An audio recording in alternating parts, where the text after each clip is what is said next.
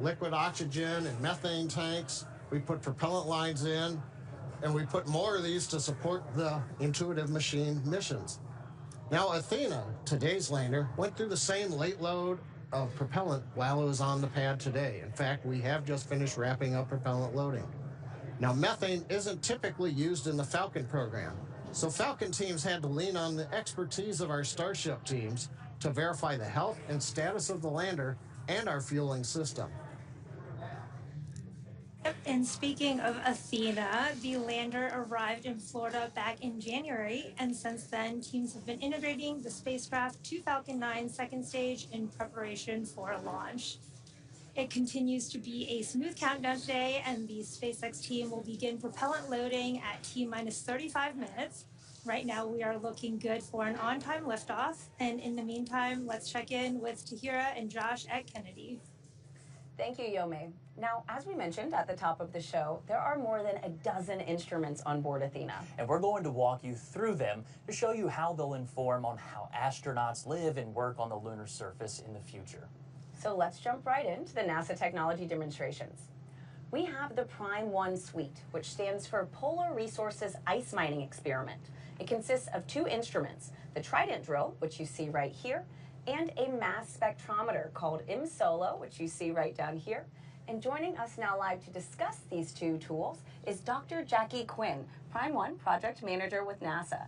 Jackie, thanks for joining us. Thanks for having me. So let's start with this instrument right here, the Trident drill. Can you walk us through how this works? So actually, this is a life-size rendition of the Trident drill. So that's the exact size that we're going to send to the lunar South Pole. Big. Yeah, it's actually was designed and built by Honeybee Robotics. It's a percussive augering drill, and it has the ability to sample down to a meter depth. So that's a little over 3 feet. And the way it works is it goes down in about 4-inch sections. It'll go down 4 inches. It'll collect the lunar regolith on the flutes of the drill. It'll bring it to the surface, deposit on the surface, and then it goes down again another 4 inches and deposits. It'll do that sequentially until it reaches its terminal depth. One of the very cool things about the Trident drill is it has a temperature sensor in the very tip of the drill. So as we're going down, we're going to stop and take temperature measurements at different depths along the way. So we'll get the first thermal in situ readings as we traverse down. That'll be one first. And of course, it's the first robotic drill in the lunar South Pole. So very cool. We're just getting a couple calls from SpaceX here. Launch shuttle aboard the launch auto sequence immediately and proceeding to launch abort. At T-minus 10 seconds, launch shuttle will be hands-off and relying on automated abort criteria for the remainder of the count. And Jackie, paired with Trident is the mass spectrometer, MSOLO. I love the name. It's the second part of Prime 1. How are we able to use the drill in concert with the mass spectrometer? Right. So actually, I have another life-size rendition. This is MSOLO. So MSOLO is a commercially available mass spectrometer built by Infocon, which the engineers and scientists here at the Kennedy Space Center have ruggedized for use in the harsh environment of space. So the MSOLO works in tandem with Trident. When Trident brings up the soil and deposits it on the surface, the activity of depositing it gives enough energy that the frozen gas molecules are residing on the grains of the soil actually sublimate into the vacuum of space. And when that happens, the mass spectrometer, MSOLO, is able to analyze the molecules and tell us which specific gases we're seeing and what quantity is there. And so, Jackie, real quick, can you give us the big picture? You know, what does the Prime 1 suite contribute to the overall goal of long-term human presence at the moon?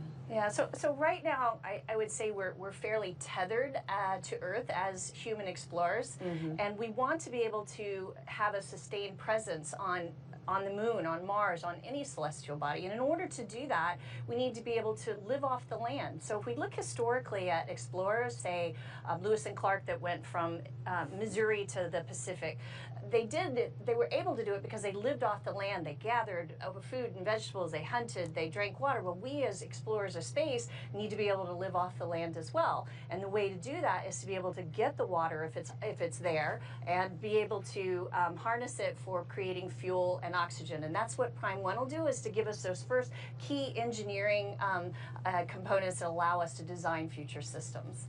That is so exciting, Jackie. Thank you so much for joining us today. Appreciate being here. Go Prime 1. And it sounds like we also did just get a call out that RP-1 propellant loading is underway. So that is a great update to hear. Now, also aboard Athena is the Laser Retroreflector Array, or LRA. It's a collection of reflectors. You can also think of them as mirrors that are designed to use reflected light from an orbiting spacecraft laser to help locate landers better on the lunar surface. Tahira, this technology requires no power to work and has been used since the Apollo era. And now we're looking forward to a new era of lunar exploration with NASA's Commercial Lunar Payload Services Initiative. Here's why we're teaming up with American companies to deliver science and technology to the lunar surface. Our moon. It seems so close in the night sky, but getting there is really hard. But what if there was a way to change that? Only a few nations have successfully landed on the moon. As NASA sends astronauts back to the lunar surface, this time to stay, we will need to send science and technology instruments ahead of time to lay the foundation for human exploration. To make this happen, NASA is helping establish a commercial lunar economy. For the first time ever, there will be commercial delivery services to the moon. We are enabling American companies to send our payloads to the lunar surface for us. These delivery services will expand our capabilities for exploration, radically increasing the amount of science we can achieve. This high-risk, high-reward initiative will invest in and leverage the entrepreneurial spirit of American innovation to launch a commercial lunar marketplace, advancing technology and exploration for all of us. With this never-before-seen streamlined access to the moon, we will be able to make novel measurements and develop technologies that scientists have long wanted to do on the lunar surface. And as this new industry matures, this commercial delivery service for NASA and other customers could expand beyond the moon to other destinations in our solar system. And we can learn to live on another world because we are explorers. Josh, one thing that I think is super cool about tonight's delivery being led by Intuitive Machines is that it's controlled from your mission control, and it is a super unique setup.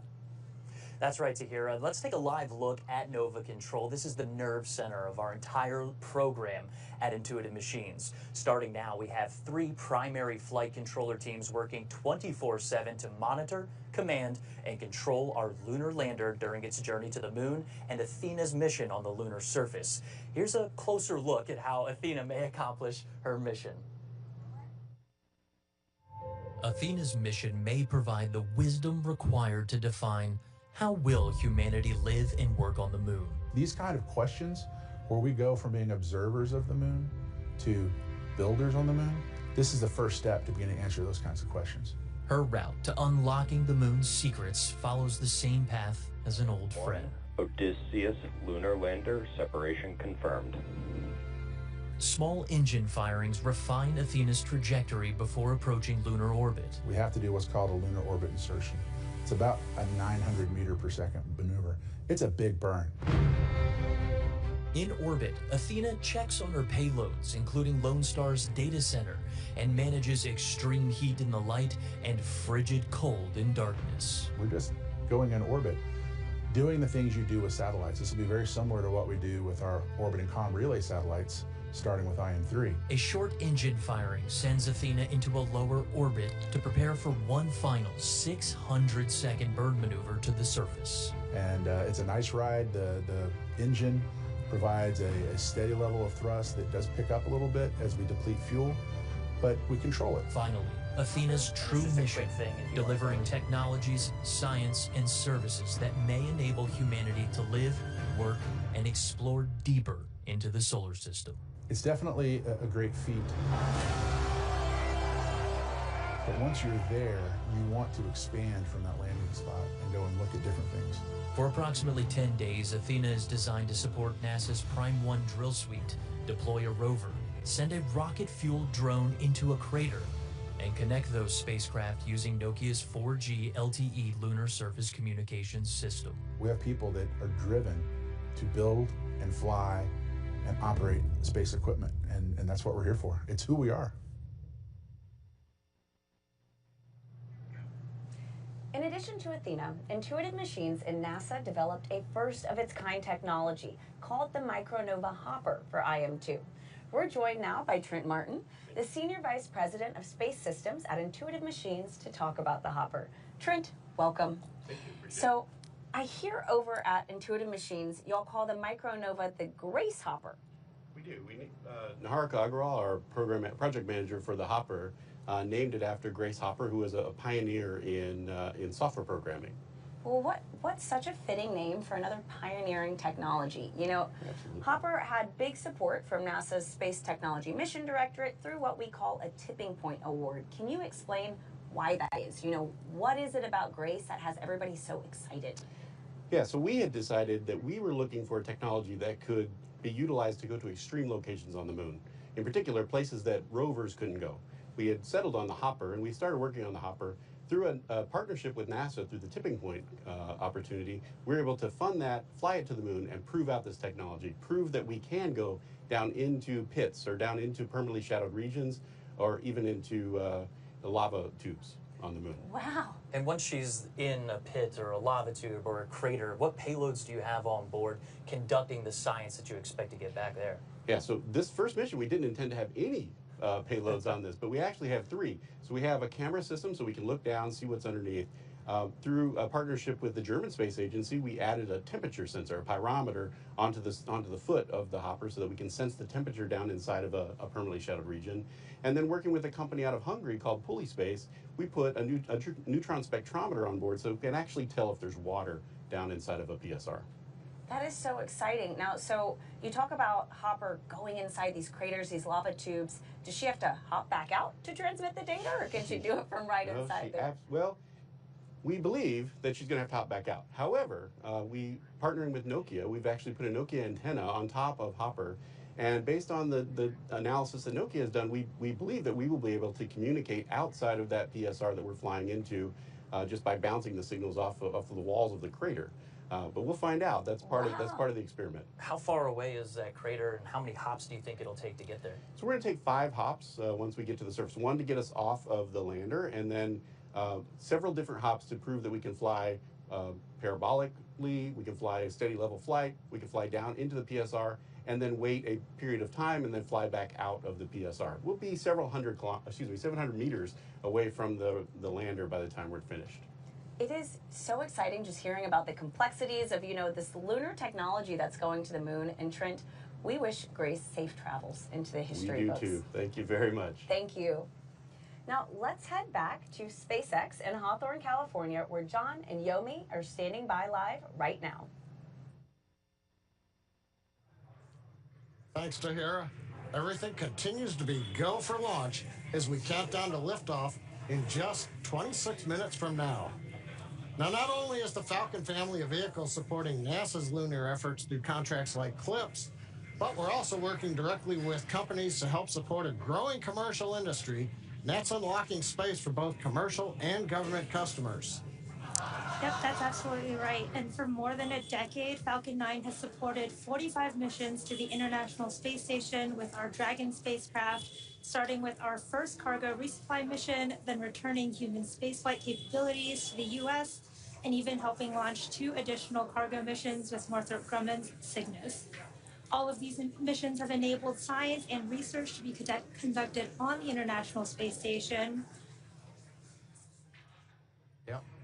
A lot of work from low Earth orbit. Now, since 2022, SpaceX has supported the next generation of commercial space exploration. We've done the launch of 3 private astronaut missions to the space station, and that's been in partnership with Axiom Space. Now, in the near future, Axiom plans to attach a module to the ISS, and that will eventually detach and form an independent station, one of many commercial space stations that will come online soon, as well as after the International Space Station exits service at the end of its operational life. That's right, John. And when ready, SpaceX will help deorbit the space station.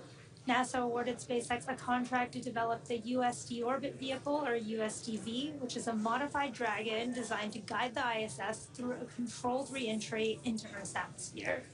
This will be a pivotal moment in spaceflight history, and as the space station departs orbit and hands off the baton for future private missions like those from Axiom or VAST, which is working on developing space stations that launch directly into orbit. And you can see that on your screen right now.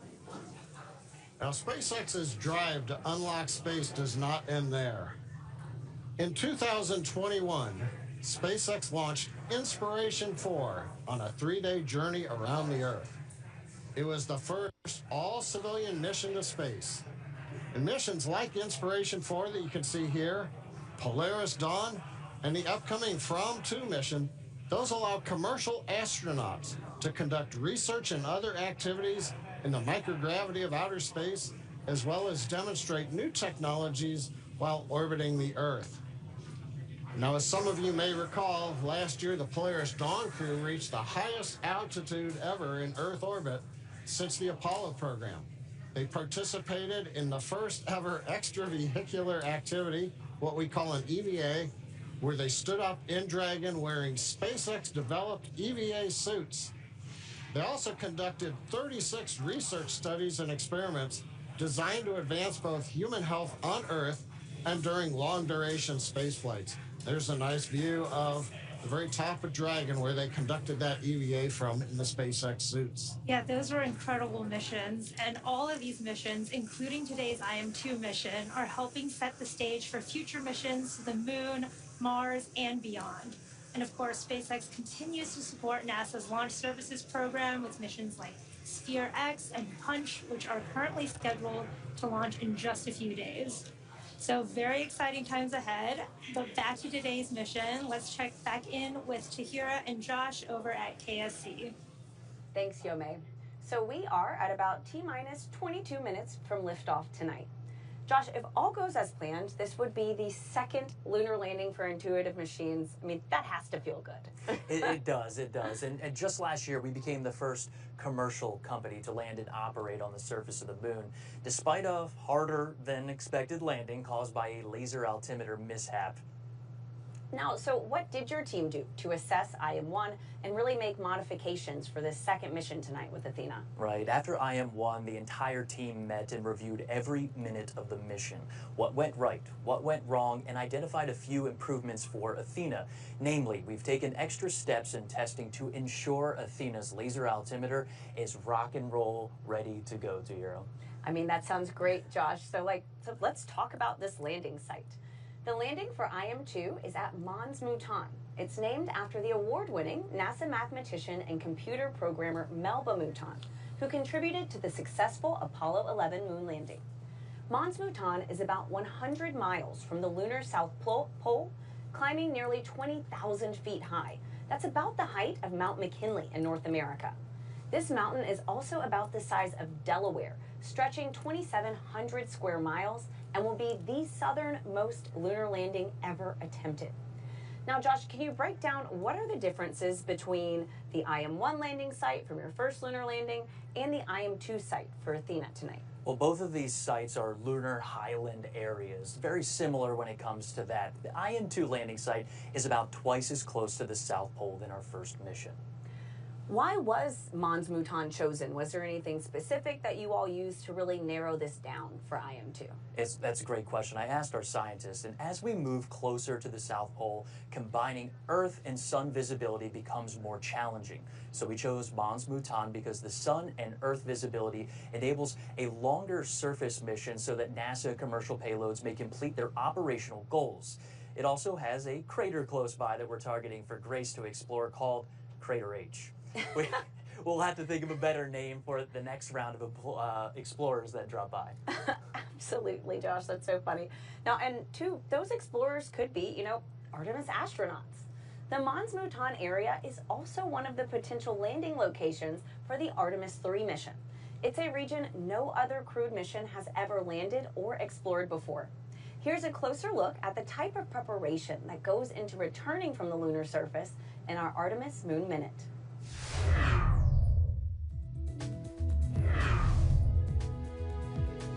everyone. I'm NASA astronaut Christina Cook, crew member for the Artemis II mission. I'm here at NASA's Johnson Space Center in Houston, Texas, where the Orion spacecraft is closely monitored for mission control during flight. Speaking of the Orion spacecraft, teams are gearing up for another important exercise off the coast of San Diego, California. Underway Recovery Test 12, or as we like to call it, URT-12, is the third in a series of tests to make sure teams are prepared to safely recover myself, Reed Wiseman, Victor Glover, Jeremy Hansen, and the Orion spacecraft. On URT-12, a mix of NASA and stand-in astronauts will be inside an Orion mock-up, and Navy divers will practice getting them out of the capsule and into helicopters, which will fly them to a nearby naval ship. Teams will spend the week running through different scenarios, including a daytime or a nighttime splashdown. That's your Artemis Moon Minute. For all Artemis updates and info on the Artemis II mission, you can scan the QR code on your screen or visit nasa.gov/mission/Artemis-II. Now, for more on SpaceX's lunar efforts, let's go back to John and Yomei live at SpaceX in Hawthorne, California. Thanks, Tahira. As we mentioned earlier, Falcon 9 is the first orbital-class rocket capable of reflight. And in fact, this will be the 9th flight of this particular first-stage booster supporting this mission. Together, Falcon 9 and Falcon Heavy have completed more than 450 launches and over 380 reflights. It's hard to keep track of the scorecard. And today, this booster will be attempting to land on our drone ship, a shortfall of gravitas. And this would be the 100th booster landing on that particular drone ship alone. That's pretty incredible. And rapid reusability dramatically reduces launch costs, which helps increase launch frequency and enables a wide array of new government, commercial, and scientific opportunities in space like this one. Now, lowering the cost of access to space is helping take humanity's next steps into the solar system, whether it's in LEO, GEO, interplanetary, or even deep space. Now, when the costs are lower, government and commercial customers can launch more missions, which helps accelerate development.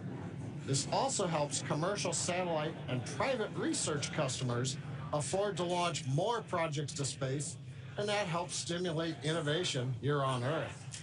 Absolutely. And missions like SpaceX's Transporter and Bandwagon rideshare programs help make access to space even more affordable by sharing the cost of a launch across many customers. All of this is to say, reusability is that key innovation that's making space more accessible for the industry as a whole. We just heard Stage 2 LOX load is beginning. We're right on time. But let's talk more about technology and innovation, and we'll head back to Tahira and Josh at Kennedy Space Center. Thanks, John. Many of the technology demonstrations on board Athena, like Prime 1 and the Grace Hopper that we heard about earlier, were driven by NASA's Space Technology Mission Directorate. Now, some are NASA-supported experiments that are developed by private companies. We also call these tipping point awards. These tipping point investments are valuable, stimulating the lunar economy as activity increases on and around the moon. Now, to talk about these programs, these payloads and awards, we're joined now by Mark Thornblom, Deputy Program Manager for Technical Integration of NASA's Game-Changing Development Program. Mark, welcome. We're so glad to have you joining us. It's great to be here. It's an exciting night. Can you first explain, what is tipping point and what does it mean to NASA and our partners? Sure. So a tipping point project is a true collaboration and partnership between NASA and an industry partner. We are seeking commercially led new space technologies that show a promise for the benefit of commercial missions and for NASA. And so essentially what happens is that both NASA and the commercial partner have identified a new technology that is ready to be matured and be tested and then infused in the commercial market. So both NASA and the commercial partner, they both put in money, they put in resources, expertise, test facilities as needed, they put their plan together, they mature the technology, they test it, and so in this case, send it to the moon, prove out that technology, and then be ready to infuse it into the commercial market for a future mission that both the commercial world benefits from and NASA benefits from. And so there are two tipping points on this lander, right? And so we heard about one a little bit earlier, the Grace Hopper. Can you expand on how this might revolutionize, space exploration? Yeah, so the word revolutionize is really perfect for this type of mission. In the past, almost exclusively planetary exploration has been done with wheeled rovers. And that's been great. They're incredibly reliable. They do their missions well, and we've benefited greatly from them. But we've got to the point now in the science investigations, particularly on the moon, where we need to get into those more hard-to-reach places. In this case, we want to get to the bottom of a crater. We want to get into those permanently shadowed regions where we believe that resources, water, and other volatiles are there that we can go and eventually extract and use. And so a wheeled rover would be impractical to think that you could get down those steep slopes, over those cliff edges, down into those extreme temperatures, and then back up, right? So the fact that you have a hopper that can come up, over, set down nicely, do the science it needs to do, and then safely get out of there really changes the game on where we can go and do science on planetary bodies. And it's not just applicable to the moon, it has reaches out towards Mars and beyond.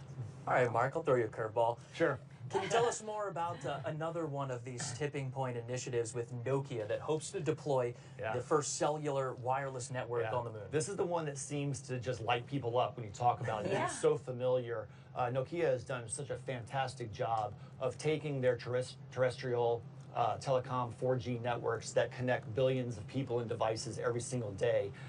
And they're packaging it for space, and they're going to use it on future Artemis missions and future human sustained presence on the moon and Mars and beyond. And so to get a 4G network and to get that high-speed data, voice and datacom, and have your kind of local intranet connecting all your devices up there really is an important part of meeting communication requirements for a human mission. So this demonstration is going to teach them a lot about what they need to do to collect that data. The environment is obviously very different. You're in a vacuum environment, the temperatures are different, the regolith is going to play. So the way the network responds will be a little bit different on the moon than here. So they need to collect that data so that they can go back and optimize their systems and be ready to deploy on a human mission. Yeah, I think revolutionize was the right word for these two payloads. This is incredible. Awesome, Mark. Josh, so how is this integrated onto the Athena spacecraft then? Well, Nokia's network in a box is mounted high up on one of Athena's closeout panels, and she has two antennas on top of Athena, and it connects both of those lunar mobility vehicles that we're talking about exploring the moon's surface. All right, well, thanks, Josh, and thank you so much, Mark. Absolutely, thank you for having me. Thanks for joining us. Now, when things get busier on and around the moon and Mars, astronauts and robots are going to need a way to stay in touch with each other. Here's a deeper look at how the Nokia tipping point will provide a communications network to help prepare us for that future. On Earth, a cellular network has many components: base stations, radio units, and a core network that manages the connection between users and the network. Nokia's technology miniaturizes and integrates all of these components into a single network in a box. This is Nokia Bell Labs Network in a Box that you can hold in your hands. It contains every single component that make up a 4G LTE network. Scaled down to this size, weight, and power, we could install it onto the Intuitive Machines Nova C lander along with specially designed antennas. Every gram that we send to the moon matters. While compact, the system also has many redundancies and fail-safes, allowing it to recover and heal itself. We also overhaul the system software to minimize the impact of ionizing radiation that would normally cause sensitive electronics to malfunction. The network links directly to devices in both the Lunar Outpost Map Rover and Intuitive Machines Micro Nova Hopper. For the mission to succeed, this network must be fully autonomous.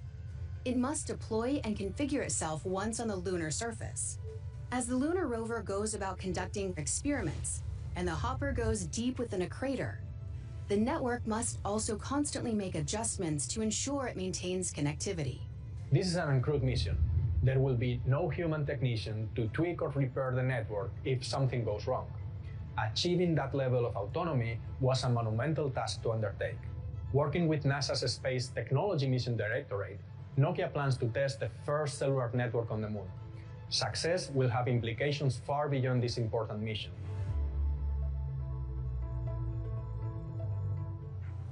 While Nokia's lunar network technology will be the first deployed on IM-2 mission, it's also being adapted for Artemis 3. That's right. Now, these high-speed capabilities will be incorporated into the Axiom Space's AXEMU spacesuits, enabling connectivity on the lunar surface. You could think of this as our explorer's own cell phone network, but on the moon.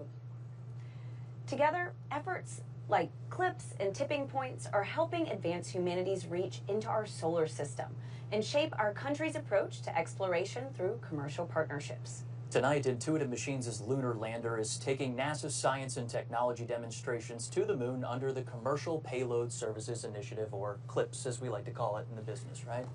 Exactly, Josh. And under CLIPS, NASA asked commercial companies like Intuitive Machines to provide lunar delivery services that advance capabilities for science, exploration, and the commercial development of the moon. Tahira, it's through CLIPS. NASA selected Intuitive Machines to deliver its Prime 1 drill suite and laser retroreflector array to the moon. However, Intuitive Machines added commercial payloads like the Diamond Yaoki rover, Puli Space Water Snooper, and others to make commercial lunar ambitions a reality. And it's by collaborating with NASA and leveraging CLIPS as a springboard, we've developed services for delivery, data transmission, and infrastructure that commercially develop the moon. Not just for us or NASA, but for all. Absolutely, and it is an exciting time, Josh. So tonight is also the third CLIPS delivery that is launched on a SpaceX Falcon 9 rocket. Let's send it back to John and Yome at SpaceX in Hawthorne, California, as they walk us through the final moments of the countdown. We will see you after launch. Now, as we mentioned at the top of the program, Falcon 9 is enabling these launches of the moon, including the Hakuto R mission, IM-1 a year ago, Blue Ghost, and Resilience, and of course tonight's IM-2 mission. Now, beyond the primary payloads, ride shares like the 3 additional payloads you can see, well, you can't see here, it's below the lander, but those ride shares will be helping to build the lunar economy. All these missions are something that Yome is going to talk about. Yeah. Thanks, John. Yeah, all of these missions are developing our future in space and helping to support sustained human and robotic activity, including scientific research, resource extraction, and infrastructure development. Now, you should be able to see here some of today's rideshare payloads on the stack there, just below the Athena lander. Now, NASA's Lunar Trailblazer is also hitching a ride today, and we'll learn more about that later in the webcast, as well as Astroforge. They're an asteroid mining company flying its Odin spacecraft, which is headed towards the near-Earth asteroid 2022 OB5. Gotta love some of those asteroid names. And finally, Epic Aerospace's Chimera Orbital Transfer Vehicle, which is what is known as a space tug, a vehicle that works in space to help payloads move to their desired altitudes. And we'll learn more about these in just a bit.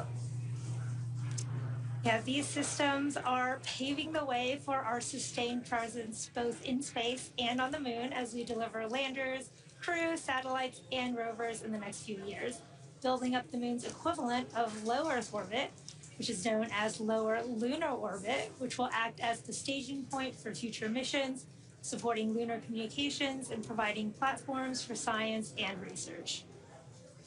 And in the near future, reusability will extend all the way to the moon, with reusable landers flying their first missions. Frequent, low-cost launches from the moon will eventually allow for lunar exports, like metals and helium-3, which can help support future deep space mission to Mars and beyond. We're coming up at T-minus 5 minutes. Let's turn our attention to Falcon 9, the spacecraft. The good news is all systems are currently a go for on-time liftoff. Pressing for starboard retract. We just heard the call out. The tanks are pressurizing. We're stiffening the Falcon 9 up in preparation for strongback retract. The strongback is the structure you see on your screen right behind the Falcon 9. You're looking right now at the payload fairing, inside of which Athena, the lunar lander, and the 3 ride shares are located. We also have had the transition to internal power for the spacecraft. That happened several minutes ago. Also, we were talking, we heard some of the call-outs. Retract is running. There's strong back retract begin to run. We have finished loading fuel on the first stage. We are loading liquid oxygen on the second stage, so we are on time, not working significant issues. What we're waiting to see right now is the two clamp arms from the strong back begin to open up. I think we can just start to see it now. Takes about 16 seconds to retract. Following that, we will then begin to recline the strong back away from the Falcon 9. Yep, and you can see those clamp arms are opening as we speak. The vehicle is nearly fully loaded with propellants and will complete at the T-minus 2 minute mark. The range is also green and ready to support today's launch. And if for any reason we do not launch today, we do have a backup opportunity tomorrow at 7:11 p.m. Eastern Time. At this point in the countdown, both the first and second stages are nearly fully loaded with 1 million pounds of kerosene fuel and liquid oxygen. Falcon 9 uses two propellants. One's a refined form of kerosene called RP1, or Rocket Propellant 1, and we also use LOX, or liquid oxygen, as our oxidizer. Now, fire generally needs three elements to ignite: heat, fuel, and an oxidizing agent, in this case oxygen. That's the fire triangle. In our case, the liquid oxygen is chilled well below its boiling point. That makes it denser, and that means basically we can load more of it into the rocket. Yep, and the third part of that fire triangle is a chemical known as TTEB, or triethyl aluminum and triethyl borane, we use as an ignition. Stage 1 LOX load complete. There's that call out for stage 1 LOX load complete.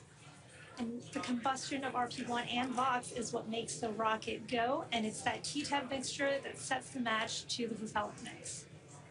Now, in addition to finishing LOX loading on the second stage in about 30 seconds, we'll have another major event at T-minus 60 seconds, and that's Falcon 9 computers going in startup. The autonomous first and second stage internal flight computers will take over the countdown. Inside of T-minus 2 seconds, we'll light the Merlin 1D engines for liftoff. And right now, though, coming up on T-minus 2 minutes, the Intuitive Machines payload continues to be healthy, and the Falcon 9 team is tracking no issues on the rocket.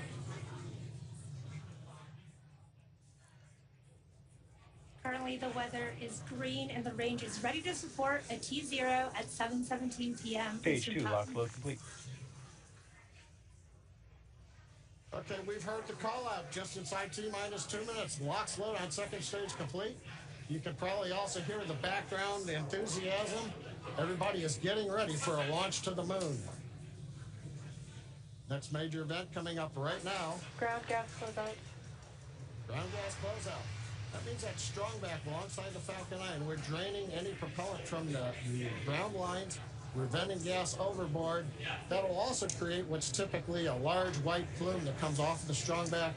The cold gaseous oxygen we're venting off of the strong back mixes with that warm Florida air, and you get a large white cloud, and you can see it streaming away. Waiting for the call out for startup of the flight. Falcon 9 is startup. You see and hear it. We're in startup. Everything looks good. We're going to get the LD go for launch. And with that, let's pause for a minute and listen to that go. LD, go for launch. Right on time. Always love to hear that call out.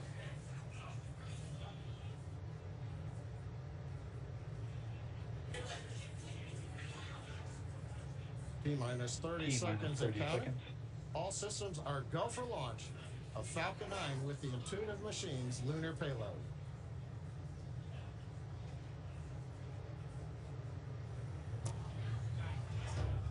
T-minus 15. T-minus 10, 9, 8, 7, 6, 5, 4, 3, 2, 1. Ignition and liftoff. Go Falcon, go Intuitive Machine.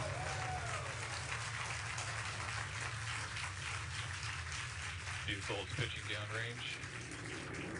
And looking forward to the number.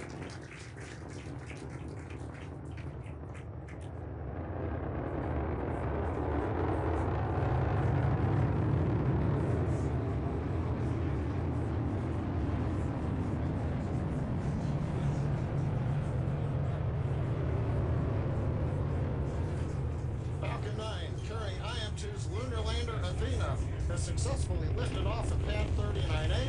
We're heading to the moon. We heard the call out of the pitch kick. That's a small tilt of the vehicle. We're still going pretty much straight up, but now we're also slowly heading horizontal. You heard that call out for power and telemetry nominal, and once we reach orbital altitude, we're going pretty much horizontal to the Earth. The rocket needs to go about 17,000 miles per Falcon hour. 9 is supersonic. Horizontally. We heard that call out. We are supersonic, and in just a few moments, we will pass through max Q, or maximum aerodynamic pressure, on the booster. Max Q. We're through max Q, and the Merlin 1D engines have throttled back up to full power. Next call out we ought to hear is MVAC chill. Falcon 9 data is continuing to look good as the first stage heads out over the Atlantic Ocean.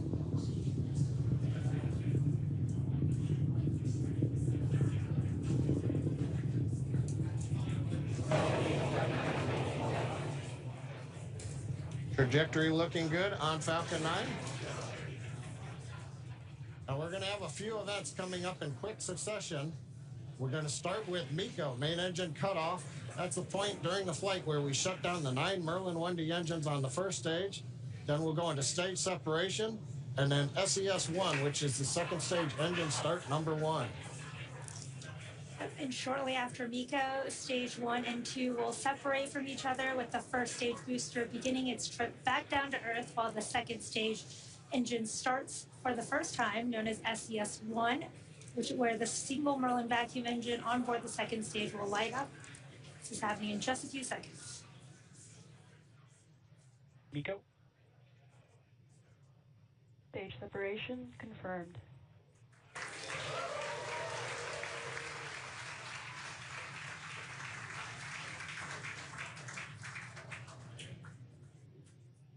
And back ignition.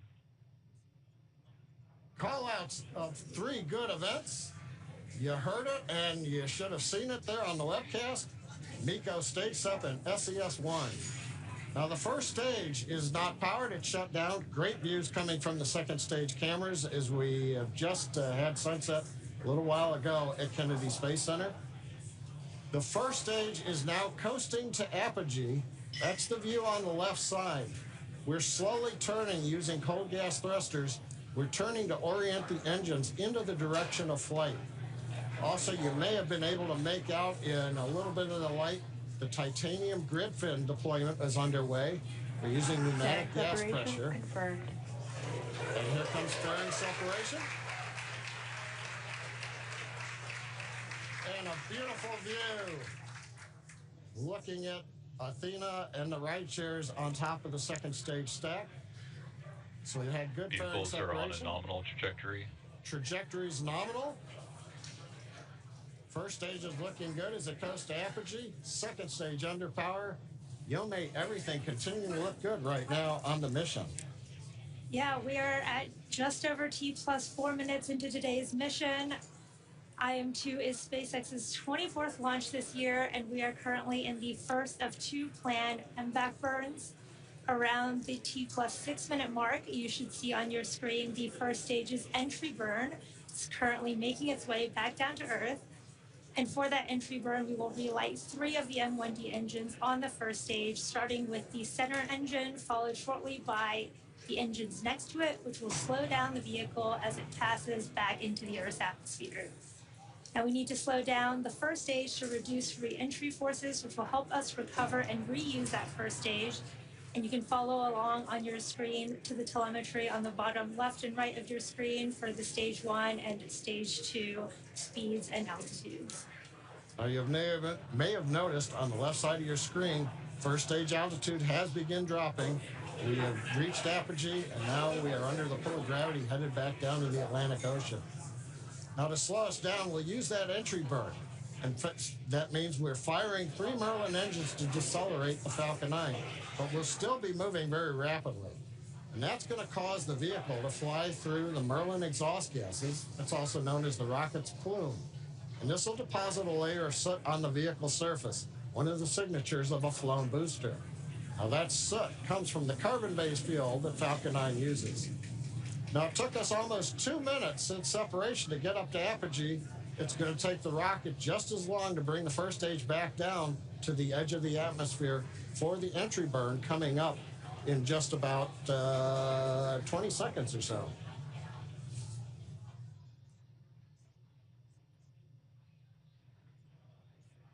Now, as a reminder, the first stage that's supporting today's mission is performing its entry burn for the 9th time.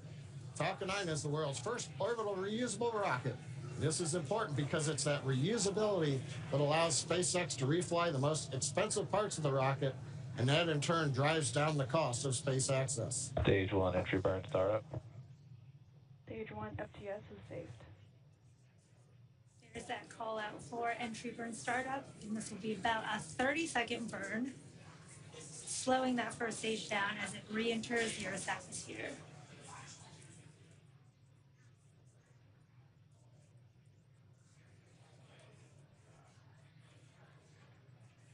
Stage 1 entry burn shutdown. There you can see the end of that entry burn on the first stage. And on your right, you can see the second stage still in the first of 2 planned burns carrying the Intuitive Machines 2 payload to the moon.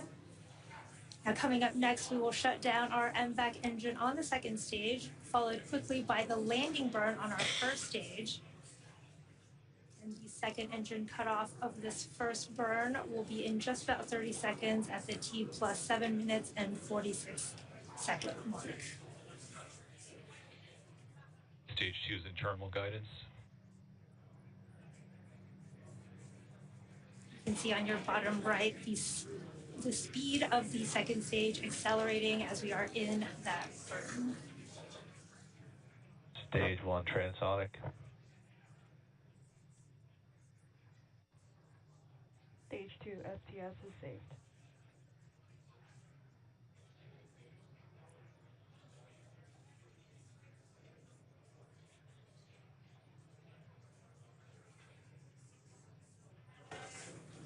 MVAC shutdown. There's that call out for MVAC shutdown. We should be getting a confirmation of a good orbit as Stage well as 1 landing burn. there is that stage 1 Nominal landing parking burn. orbit. And that confirmation of a good orbit on stage 2. Let's watch stage 1 come back home. Landing leg deploy.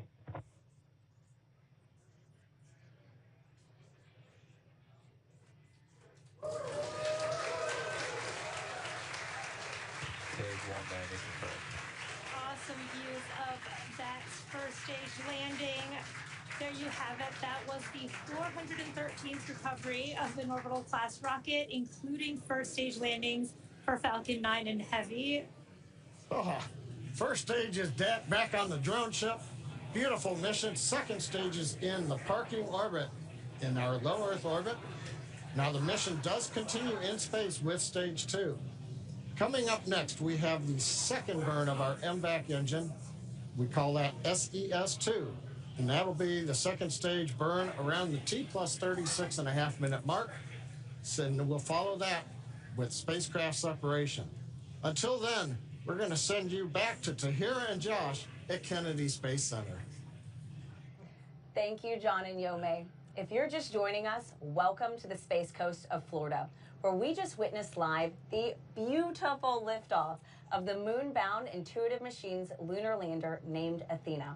It launched on top of a SpaceX Falcon 9 rocket from Launch Pad 39A right here at Kennedy Space Center. Intuitive Machines is an American company based in Houston, Texas. We developed and built a complete space program around our lunar lander that's carrying, among other things, several NASA payloads. And if everything goes as planned, in 8 days, Athena is expected to land at the Mons Bhutan region of the moon, about 100 miles from the lunar South Pole. That is right. And make sure you stay with us tonight. Our broadcast here on NASA Plus will continue through Athena's acquisition of signal, which is expected to happen just after 8 p.m. Eastern Time.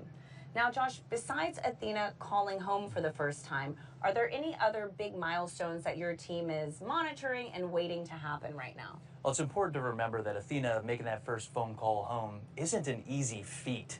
The lander's designed to make a lot of autonomous decisions throughout the process, including getting into max power attitude. That's one of the first things flight controllers will confirm after we hear from Athena for the first time. They'll be checking that her top deck solar array is locked in, pointing right at the sun. And Tahira, one of my favorite parts of this mission is while Athena is expected to call back to mission control, there's more action. Additional payload deployments from the rocket's second stage. I am super excited for that too. I don't think I've seen multiple rideshare payloads, release, and they are called ride shares. And while they aren't hitching a ride to the moon with Athena, they are on the same rocket, and Intuitive Machines has 3 of them, including the Lunar Trailblazer, which is managed by NASA's Jet Propulsion Laboratory. It's the only NASA science investigation on this mission that will not land on the moon. Once it deploys, it will orbit the moon about 60 miles from the surface to help scientists better understand the lunar water cycle. It will also inform future human missions as to where supplies of water may be found and extracted as a resource. The mission is managed by NASA JPL, and its science investigations and operations are led out of Caltech University. And we're joined now by Dr. Rachel Klima, Lunar Trailblazer Deputy Principal Investigator, to talk in more detail about Lunar Trailblazer. Now, Rachel, first though, what a launch tonight. Oh my gosh. Were you able to witness that? Yes, I was. It was, my mind is blown, not just because the launch was so beautiful, but like to have worked on something for so long and see it go, I don't know how this is my life. Congratulations. Absolutely. Can you tell us a little bit about the goal of the Lunar Trailblazer mission? Sure. So Lunar Trailblazer, we proposed it in 2018 to follow up on some of the observations that were made almost about a decade before that of water on the surface of the moon, across the entire surface of the moon. So we're going back to study the form, the abundance, the distribution of that water, and to understand whether the water actually migrates across the lunar surface so we can characterize this lunar water cycle. Tell us a little bit more about the science instruments on board that help you achieve that mission. Sure. So the way that we're doing that, we have 2 state-of-the-art instruments. We have one called the high-resolution volatiles mineral mapping, mineral moon mapper, excuse me. I'm a little excited. It's a proper government name. Yeah. HVM cube is what we call it by. And that studies the near-infrared reflected light from the sun. So the sun shines the light onto the lunar surface, and the light that's reflected back off basically carries with it like a spectral fingerprint of where water and minerals are on the lunar surface. So we'll be measuring those, and then riding along with that is the Lunar Thermal Mapper, which is out of Oxford University in the United Kingdom, and that was supported. So it's an international partnership with the UK, and they're measuring the temperature of the lunar surface at the same time that we're measuring the spectral signature and understanding where the water is. Now, Rachel, quickly, can you tell us how does the work that Lunar Trailblazer is intending to do lay the groundwork for what we want to do with our Artemis? Well, so, we have these hints of water on the lunar surface in the permanently shadowed regions of the moon and also on the illuminated surface. But if we want to go there with Artemis, if we want to live off the land, if we want to use the water that's there, we need to understand where it is. We need to understand how much is there. And so Lunar Trailblazer, on a scale that people can actually operate on, will be able to map whether there's ice in the permanently shadowed regions and that kind of thing. So to help pick landing sites and see where we want to be. Wow, that is crazy. What an exciting future. Thank you so much for joining us, Rachel. Thanks, Rachel. Okay. All right, thanks very much. Now, Josh, I understand that there are a few other commercial rideshare payloads that, like Lunar Trailblazer, will deploy from the Falcon 9 rocket after Athena. That's right, Tahira, and you can see it at home in this animation. Athena separates, and then the 3 rideshare payloads deploy. This animation has a condensed timeline. We actually expect the payloads to separate about 5 minutes after Athena. Wow, I mean, even the animation, this is gorgeous. This is going to be such a spectacular view. So can you walk us through, what exactly is deploying here? Well, what you're watching are all of the rideshare deployments, including Astroforge, a space mining company, using this mission to scout its target asteroid that is out of this world, and deployment of Epic Aerospace's payload called Chimera. It's an orbital transfer vehicle intended to deploy multiple payloads after separation. And is there a special reason, that these ride shares joined Intuitive Machines CLIPS lunar launches? That's a great point. And Intuitive Machines takes an Apollo-like trajectory to the moon. It's called a translunar orbit. It's like throwing a fastball right at the moon. It enables Athena to get there in about 8 days, but for ride shares, it's an opportunity to get into a high-energy orbit to get places like the moon or a deep space asteroid like Astroforge. It's also an opportunity to send our future lunar data relay satellites on the same launches as our lander missions, starting with IM-3, which is, of course, also carrying our CLIPS payloads from NASA. That's right, and IM-3 will be Intuitive Machines' third lunar delivery mission as part of CLIPS, an initiative where NASA and American companies have teamed up to explore the moon. Now, a lot of research needs to happen before humanity can live and work on the lunar surface. And these CLIPS missions are like our stepping stones towards creating that sustainable future. In the end, the rewards outweigh the risks. Landing on the moon is hard. We're going back. Under this Artemis program, we're going to be sending humans to the moon for the first time since Apollo. So ahead of humans, we want to get up as much science exploration and technology experiments as possible. So CLIPS starts facilitating a lot of the early science, the things we want to learn before we even send humans. CLIPS stands for Commercial Lunar Payload Services, CLPS. The services part is the key element. Ordinarily, when NASA delivers a payload to the surface of the moon, they do it with a commercial partner, but NASA controls the building of the vehicle. Now, we're buying the service of delivery of our lunar payloads to the surface of the moon. It is a delivery service, akin to a delivery service that you'd have here on Earth. NASA will provide payloads to a commercial company. They decide how to get it to the moon. They have to develop their own lander, but they also have to manage the entire end-to-end mission. It's meant to provide affordable, rapid, frequent access to the lunar surface through American companies. We're funding different companies. We have commercial companies that are competing to win task orders to deliver our payloads to the surface of the moon. One of the goals when we started CLIPS was to help establish a lunar economy. Somebody has to do it first, and then it becomes commercially available. Then they're able to crank them up. Then they're able to make it more affordable. And so the lunar surface is just the next frontier for a commercial environment. But we had to acknowledge up front, all the way through the highest levels of the agency's leadership, that some of them will fail. These missions may not be as successful as a traditional NASA mission. We have accepted the risk that going through this innovative approach with these commercial companies, that there could be some failures. Some of them are new companies. None of them have ever successfully landed on the surface of the moon. So they're going to learn lessons. We need to give our vendors the opportunity to learn.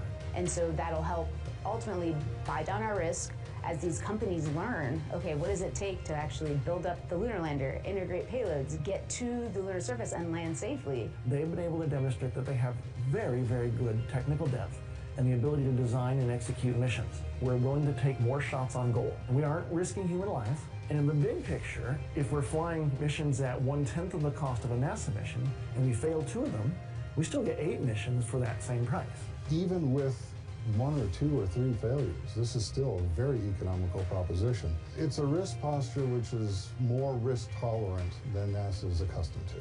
There's not a single one of these companies that's willing to bet their mission on a coin toss. Every one of them is doing what they can in order to have the most successful mission possible. But the important thing to realize is that risk tolerant does not mean risky. And the rewards are a long-term ability to get payloads to the moon inexpensively, frequently, and rapidly. We want science, so we can then put more of our resources on even more science, exploration, and technology payloads and get more of a return on investment when we get to the moon. CLIPS provides tremendous benefit across the scientific and economic communities. So there's a lot we'd like to learn about the moon to help human habitation and prepare us for missions to Mars and beyond. So the moon is the first step. Joining me now are Dr. Nikki Fox, the Associate Administrator for NASA's Science Mission Directorate, and Dr. Joel Kearns, the Deputy Associate Administrator for Exploration. Now, Nikki, Joel, what a launch tonight. Wasn't it beautiful? I know. Does it ever get old? No. Never. Absolutely not. Never. Never. Particularly when NASA science is going to the moon on it. I know, right? It's more than just a launch. Like, think about, again, the future. So to talk a little bit about the future, Nikki, I know you're very passionate about how science can enable exploration. Yes. So can you talk to us about how the investigations and science going up tonight are really going to enable humanity having this long-term presence at the moon?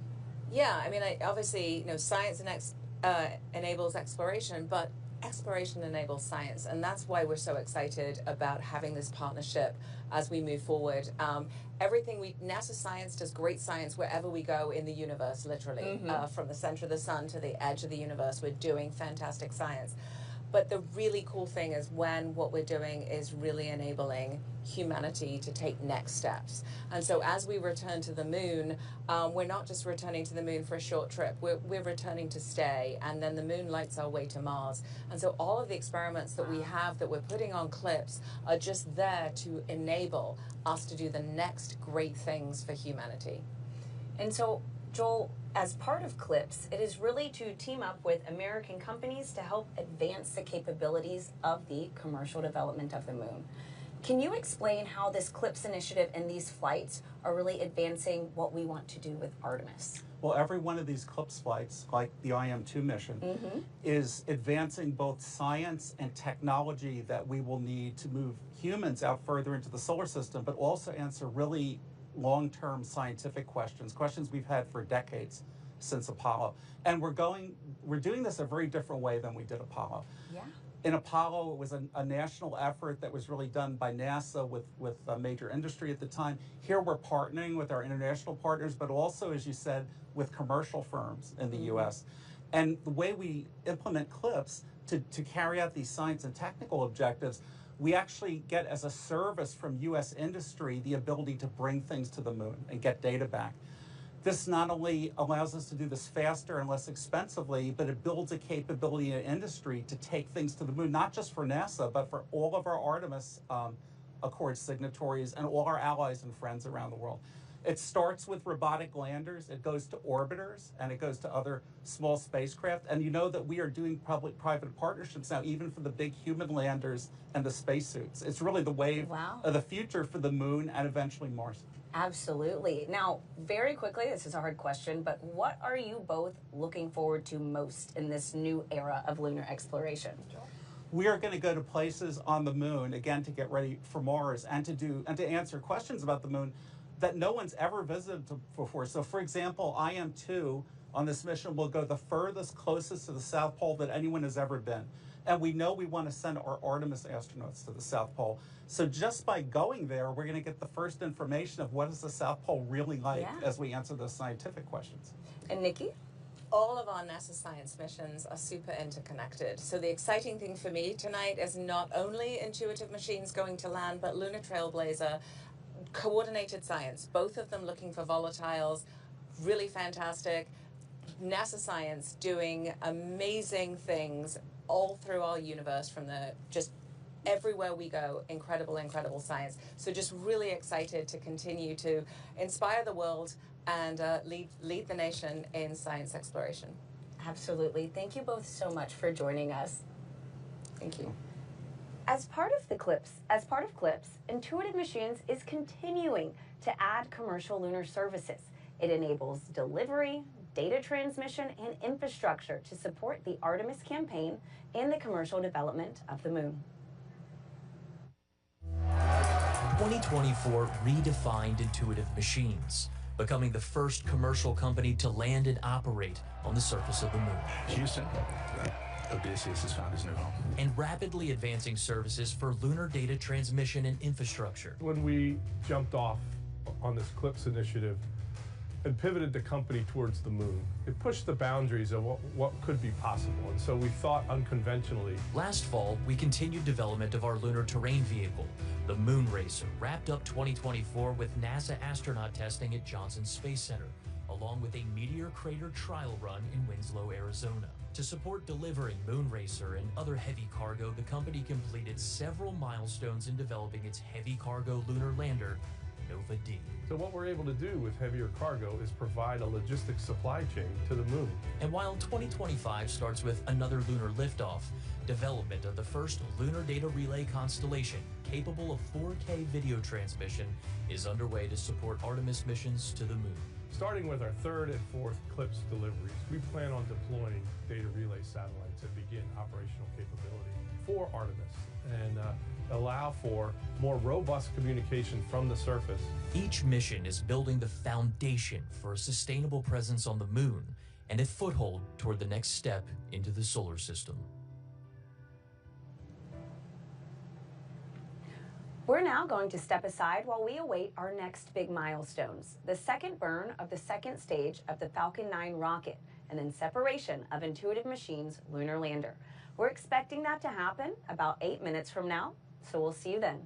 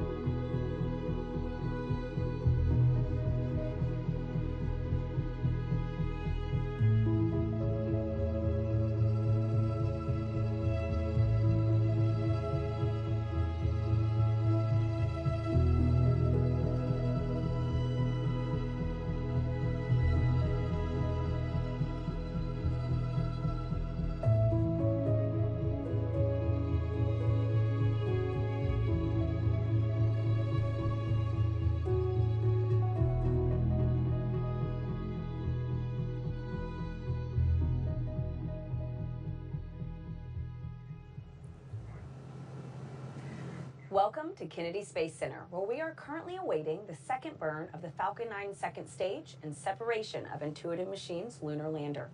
This comes after a successful liftoff of the Falcon 9 rocket with the Intuitive Machines' lunar lander named Athena at 7:16 and 30 seconds Eastern Time tonight. And in approximately 8 days, Intuitive Machines expects Athena to deliver her cargo to the Mons Bhutan region of the moon, the southernmost lunar landing attempt in American history. But first to hear it, the lander has to separate from the launch vehicle's second stage.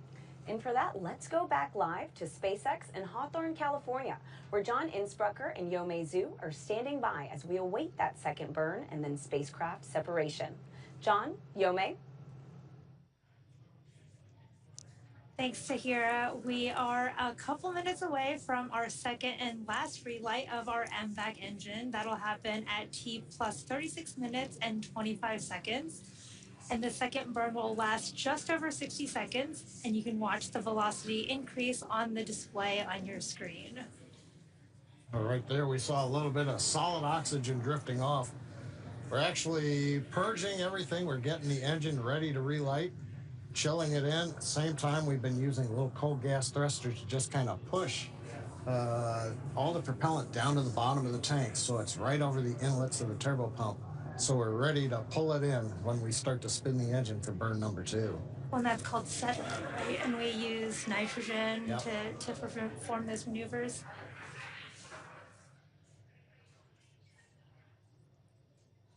And we can't see those thrusters that John mentioned. They're on the right on the main second stage, and we just have the MVAC engine view here. But you can see that engine chill process happening. You can also see the payloads on the left-hand side of your screen. Oh, and there's a nice view. We've got a second payload camera on this flight, and I think we're looking right up at the business end of Athena with the large nozzle. Yeah, really cool views. I love how Athena looks like a star when it floats away.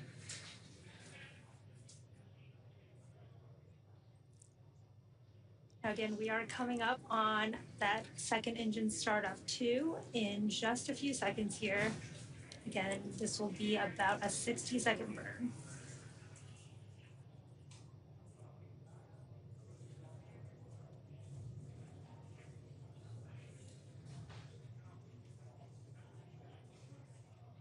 MVAC ignition. That's the call out for MVAC ignition.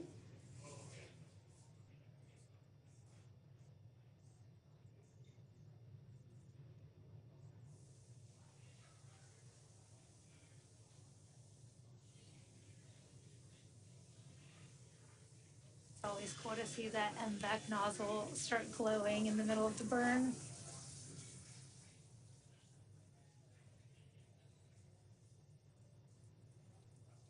We are about 30 seconds into our 60-second planned burn on the second stage, carrying Athena and the rideshare payloads to the moon.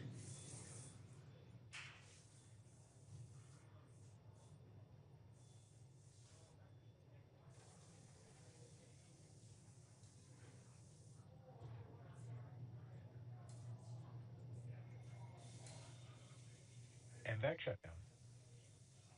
There is that call out for MVAC shutdown. We've completed that second burn of the second stage. Just waiting on confirmation of Nominal orbit insertion. There is that confirmation for a good orbit, and it looks like we are on track for spacecraft separation in just a few minutes. It's been a great launch so far. Coming up 38 minutes since we had the liftoff. And now we're waiting for that IM-2 lander to separate from Falcon 9's second stage. A little bit of a recap while we're waiting for that. That comes in a little under 6 minutes from now. We had an on-time liftoff shortly before 7:16 p.m. Eastern Standard Time from Launch Complex 39A at Kennedy Space Center. Everything has proceeded nominally. 2.5 minutes into flight, we got stage separation. We also saw the successful landing of Falcon 9's first stage on our drone ship, a short fall of gravitas, and that made the 9th landing for this first stage.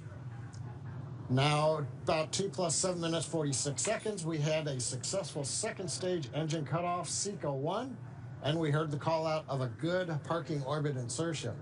Now, that was the first of 2 burns of the second stage engine, and we just saw the second burn of that engine complete, and we also are in a good transfer orbit right now. Pay attention on the bottom right to the altimeter. We didn't change altitude very much during the 1-minute burn, but you can see we're starting to move away from Earth now. Now, the vehicle is coasting at this point in time. Payloads are still attached as we're counting down towards the separation of the Athena lander. Now, currently, the second stage is in a coast phase, as I mentioned. We are essentially making sure everything is quiescent on the stage. We're venting down pressures. We're making sure that overboard vents are done so that nothing, for example, burps during flight. We want Athena, when we send the separation command from the flight computer, to just be moved away with the power of the springs and not have any jostling if, say, the second stage inadvertently vented something at that time. So we're making sure everything is quiet on the second stage. Now we're coming up, we're under 4 minutes to separation, and we're getting great views of the second stage as it prepares to separate the IM-2 lander to begin its 8-day journey to the moon. And of course, given the way spacecraft want to be oriented to the sun, for example, make sure when they separate, they get power on the solar cells. If you're wondering why we have a camera pointed right at the sun, well, that's a requirement of the customer to make sure that the spacecraft gets nice and warm, gets a lot of power, everything looks good. Now, we talked about the 8-day journey to the moon. The Athena lander is carrying science and technology investigations from CLIPS that will help pave the way for humans to live and work at the moon. And today's mission is the second CLIPS mission for Intuitive Machines. Now, we're waiting right now, separation coming up a little under 3 minutes. Getting some more views. We're cycling, the flight computer is cycling between the various cameras on stage 2. Got a view of the nozzle. As we heard earlier in the broadcast, that'll make a large maneuver as they get to the moon. But right now, everything is quiet on the lunar lander. There's a view of the nozzle extension one side. Here's the other camera at the back end of the second stage. The silver blanket that you see there, that's multi-layer insulation. We put that over the back end. That keeps all the valves underneath and the electronics warm and cool. Warm from the chill of darkness and the vacuum of space, and also helps insulate it from the hot radiative plume when we fire that second stage engine. Got some cool views of the sunrise on the coming up from the Earth's horizon over there, which is very cool. Very cool to see.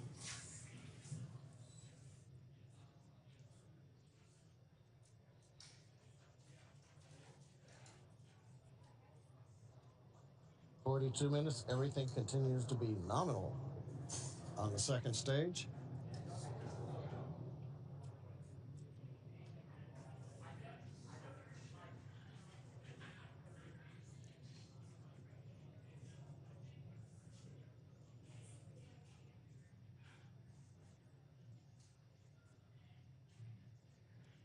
Now, just to give you an idea of where we've been, where we're going, in about 1 minute, we are going to get deployment of Intuitive Machines 2 lunar lander, named Athena. We had the launch. We got into orbit with the first burn of the engine you see there on the screen. We just finished the second burn about 5 minutes ago, and we are in a coast phase on stage 2, making sure everything on the stage is quiet, do final vents, and then make sure that the stage is very stable, it's not moving around. And then we'll see deployment. It'll be interesting. I'm not sure which camera views we're going to get at deployment. Now, once we do the deployment, we then start another sequence that takes about 3 minutes and 50 seconds, and then we will get to the rideshare deployments. We'll have one, and then every 20 seconds, and then 20 seconds after that. Right now, we're just counting down, waiting for deployment. So let's listen into the countdown now.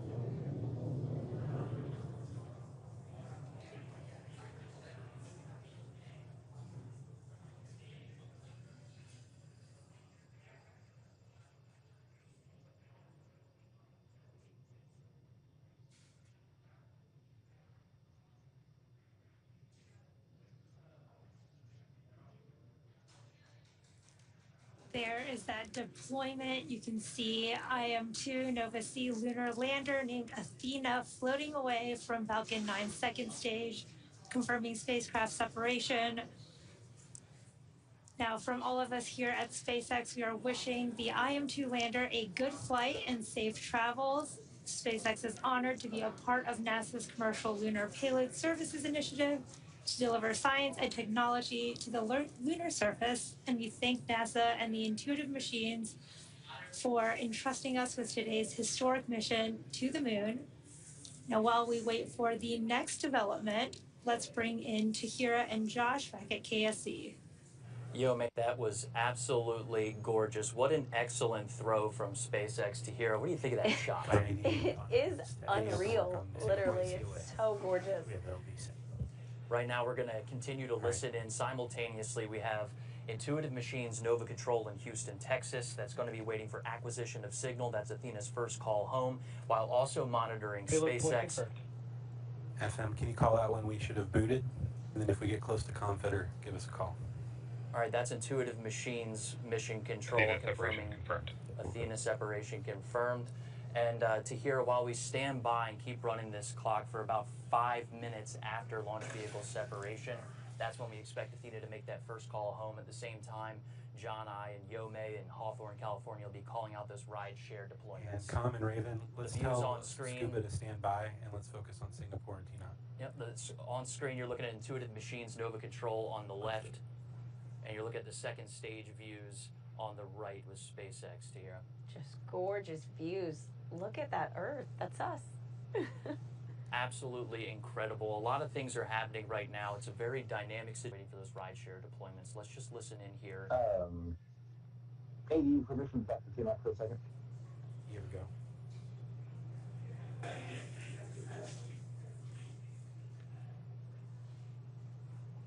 Those calls you just heard are the ground net stations that you're looking at right now inside of Nova Control, waiting for the ground stations on Earth to acquire Athena's signal. We're standing by in Houston for Athena making that first call home, standing by in SpaceX Hawthorne for waiting for those 3 rideshare deployments. We expect all of these things to be happening simultaneously. And Josh, right now from Hawthorne, we should be about 30 seconds away from starting that sequence of we should be about 30 seconds away from starting that sequence of rideshare deploy. First up should be Astroforge's Odin. 20 seconds after that, Lunar Trailblazer. And then 20 seconds after that, Epic's Chimera.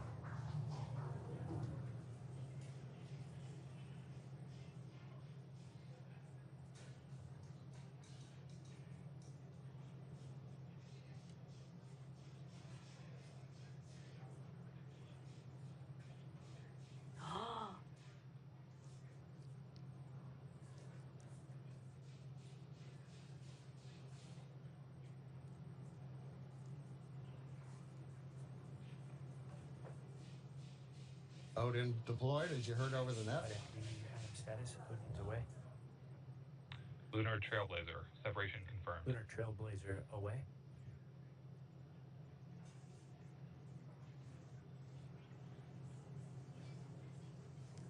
We heard the call out in the acknowledgement. Lunar Trailblazer separated. Wait about another 10 seconds, and it'll be Chimera. And Com, we will have an OEM for them. Priority right now is Singapore. Chimera away. All spacecraft are separated. 4 minutes, 15 seconds past that. All right. Now Josh Tahira, Falcon 9 second stage has sent its commands. Everything successfully deployed. Now we're waiting a word from you all on acquisition of signal from Athena. Thanks a lot, John. We're still listening in to Intuitive Machines' Nova Control. IM status waiting for 1909 for our window to open for visibility on the first station. That's flight controllers waiting for that window to start listening in for Athena to make that call home. We're just about inside of that expected window for her to make that first call to you.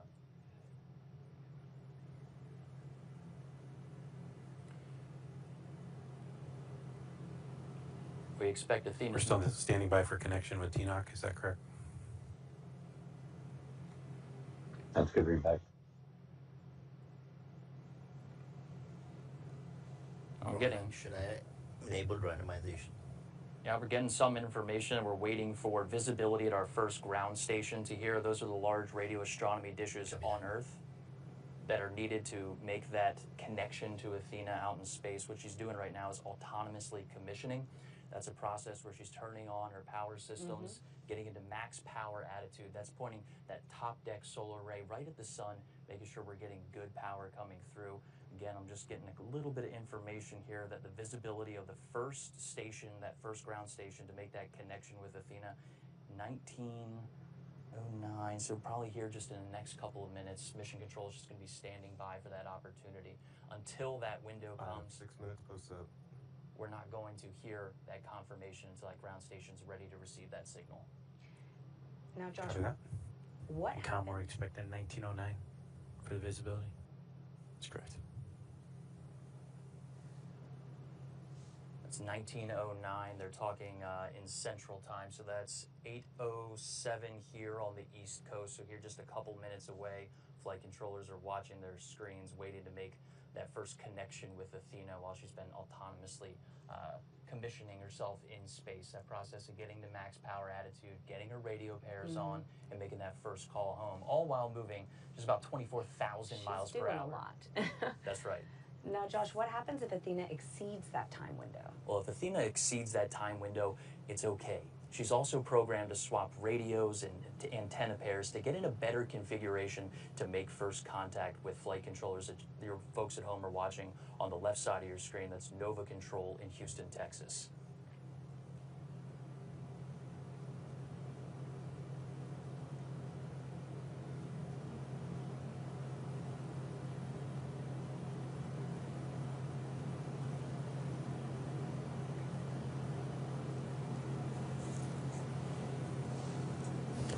Seven minutes, 25 seconds past up. Copy that. That's 7 minutes and 25 seconds since we watched You are Athena halfway separate. to trip and fitter. I understand. We should be getting a call shortly from TNOC to connect. All right, that's a good call from our activity deck director. That's John Graves, waiting for our ground station to connect to Athena as we continue to watch video from the second stage. That's SpaceX on the right and Intuitive Machines on the left. We'll see, what time do we have here? About 8:08 p.m. Eastern Standard. We're standing by for the ground stations on Earth to receive the signal that we expect. Athena is ready and already making that call back through that autonomous commissioning process. To hear, you touched on what happens if we don't make this connection. It's going to be all right. It's okay. Okay, good.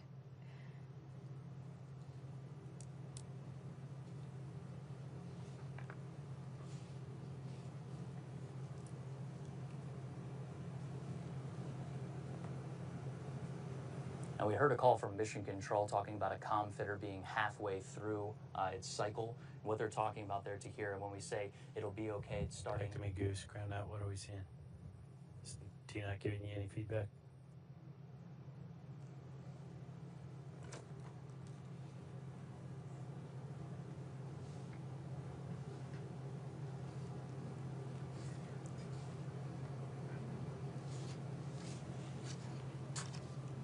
Come while they're working that. When is visibility open for Okinawa?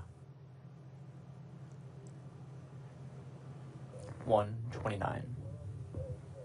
All right, so we're listening in to when those ground stations will have coverage to connect with Athena in space. What about DSS 34? Let's go ahead and toss it back to John and Yome in Hawthorne, California. In 5 minutes.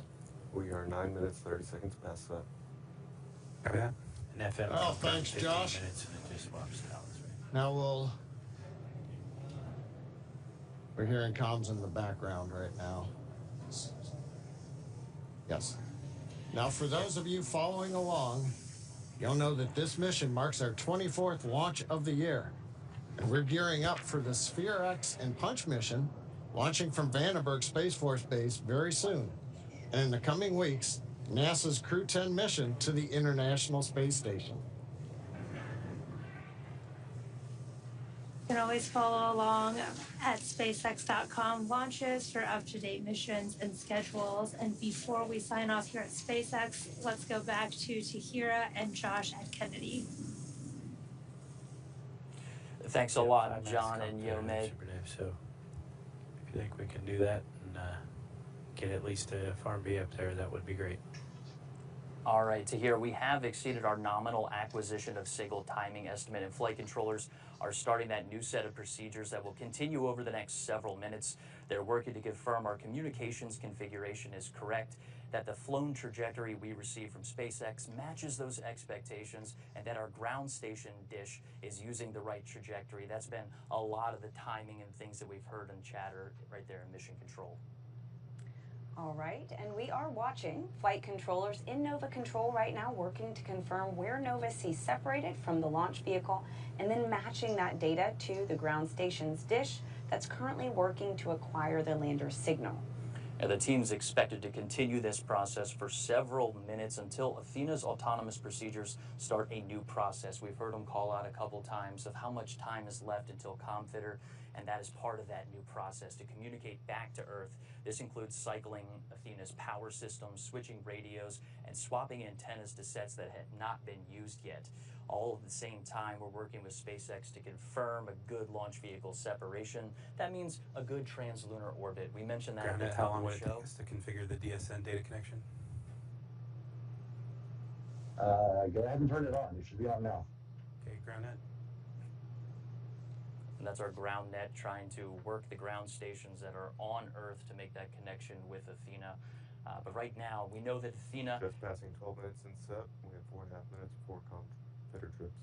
Copy. Thanks, FM. We know that... 3 minutes. Let's move.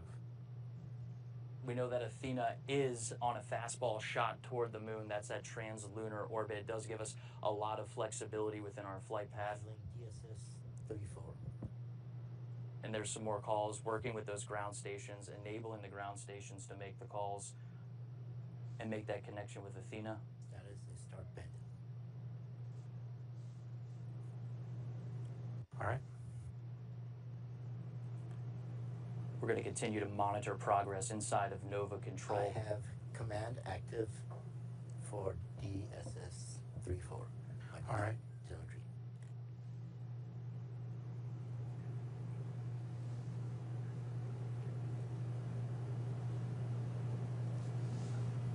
Setting command off.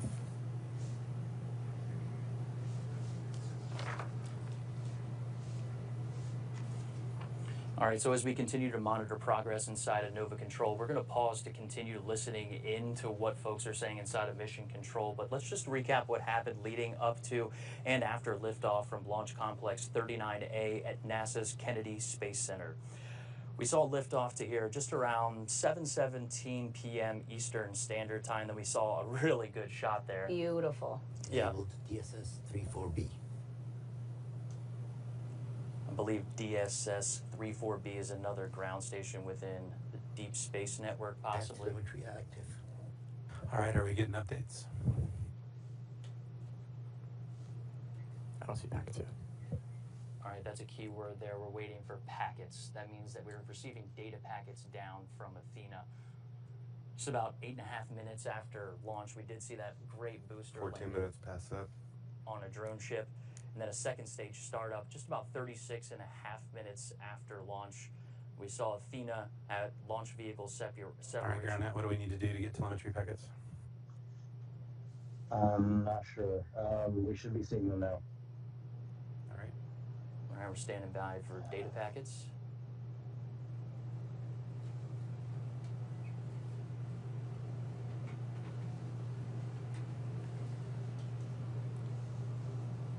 Everyone glued to their screens here. We had launch vehicle separation with Athena just shy of 43 minutes after launch. Nominal acquisition of signal about 5 to 7 minutes. We've exceeded that time. We touched on that autonomous process of what Athena is doing, but right now it's more of a manual process inside of mission control as those flight controllers are working to configure the ground stations that are required to make that call. It's possible that Athena is powered on. All right, so while TNOC is working, looking for anything we can shake on the DSN side to get packets. And so, Josh, we've mentioned a few different ground stations tonight. If they get this signal from any of them, does that work? Yeah, it sounds like they're switching over ground stations as we're listening in. I'm not familiar with which one and where they're working those, but they're working to get that signal from Athena, and that's coming from our ground net. And you can see folks working inside of Mission Control trying to solve this problem inside of our circular design control room, allowing folks to kind of wheel around and get the information that they need.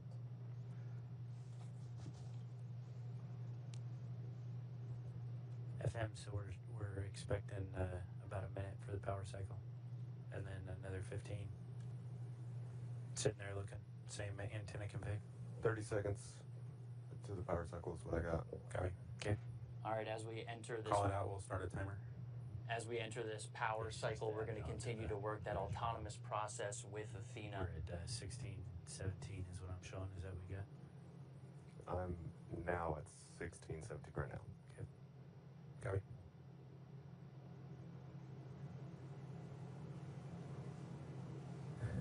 Granite, give us calls on the main loop. You are the most important person in the room. Everything you're doing is critical. Call it on the loop, everything you see. All right, as we hit this repowering process, it's going to start several long terms where Background net, everything goes on the main loop. it'll give Athena some time to configure her systems if that's what's required, but it's also going to be some time gaps. Do we have control in the room? It's also going to be some time gaps in between when we can configure these ground stations. Raven. Yeah. It's going to start opening up longer periods of when we're waiting for autonomous processes as well as data control to make sure they're seeing packets for us. They have carrier lock, sub-carrier lock, symbol lock, but no telemetry. But they have no telemetry.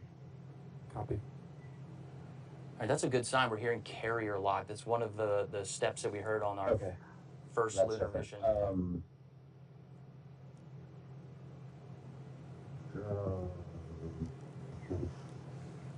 I need to borrow somebody's phone.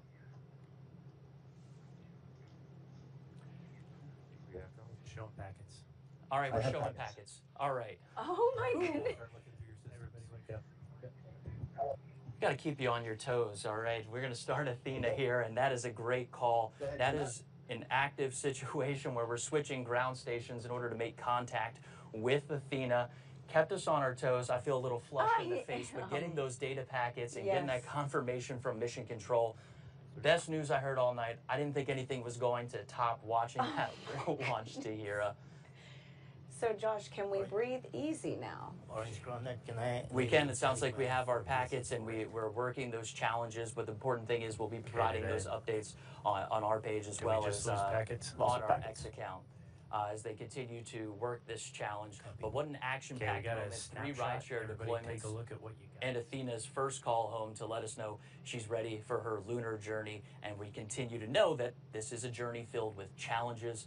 And successfully acquiring Athena's signal and getting those packets and maybe having some more challenges, we know that those are the steps toward getting the ultimate milestone, landing and operating on the lunar surface, Tahira. I mean, again, like you said, what an action-packed moment. So glad to get that call out. Now, Josh, can you tell us what is next for Athena? You know, can you give us any details on lunar landing? Well, with today's launch, we expect Athena to land about 8 days from now on March 6th. After vehicle checkouts tonight, we hope to send Athena's selfies with Earth in the background and capture new images along her journey. Over the first 5 days en route to the moon, she'll perform multiple small engine firings to hone in her trajectory toward the moon before committing to lunar orbit insertion. That's about an 11-minute burn to slow the lander down to get captured into lunar orbit. We expect to send another batch of lunar selfies back to Earth during Athena's few days. That's right. And finally, on March 6th, somewhere around lunchtime Eastern, we expect Athena to make a landing attempt and, if all goes to plan, spend about 10 days conducting lunar surface operations. Well, best of luck, Josh. That's going to wrap up NASA, Intuitive Machines, and SpaceX coverage of the launch of Intuitive Machines' moonlander Athena on a SpaceX Falcon 9 rocket from Pad 39A here at Kennedy Space Center. And again, if all goes well, Athena is expected to land on the moon 8 days from now on March 6th. And we will bring you that coverage live right here on NASA Plus. Until then, you can find out more information about this mission and other NASA CLIPS launches by scanning the QR code on your screen or by visiting nasa.gov/CLIPS. Now, we will leave you with a replay of tonight's launch. From everyone here at NASA, Josh Marshall and Intuitive Machines and SpaceX, I'm Tahira Allen. Have a great night. T-minus 15. T-minus 10, 9, 8, 7, 6, 5, 4, 3, 2, 1. Ignition and liftoff. Go Falcon, go Intuitive Machines.